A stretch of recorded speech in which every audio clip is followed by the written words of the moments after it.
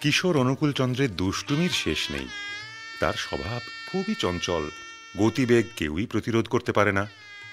প্রতিবেশীর নিয়ত নালিশ শুনে মনোমোহিনী দেবী বিরক্ত হয়ে ওঠেন। সহ্য করতে না পেরে তিনি সর্বক্ষণই প্রহার করতে থাকেন।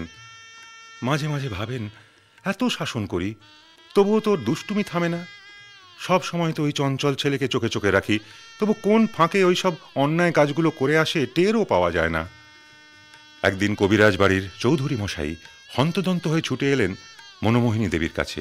চিৎকার করে উঠলেন, কই তোমার ছেলে কোথায় গেল অনুকূলের মা?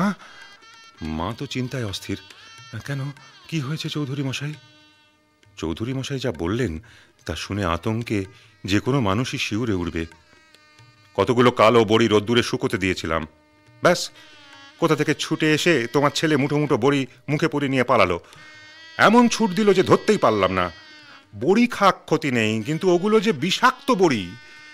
শোনা মাত্রই মনোমোহিনী দেবী ছুটলেন ছেলেকে খুঁজতে। কোথায় সে? তার কি ঠিক ঠিকানা আছে? অনেক খোঁজার পর একসময় অনুকূলচন্দ্রের খোঁজ মিলল। বহাল তবিয়তে ঘুরে বেড়াচ্ছে, শরীর বেশ সুস্থ।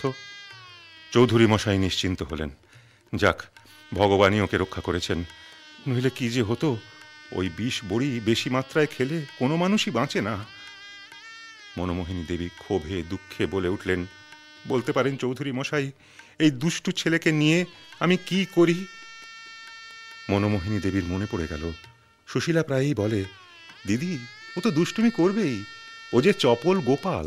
দিন রাত হয় যে পাগল অনুকূল জননী, দিশাহারা মন মোহিনী হয়।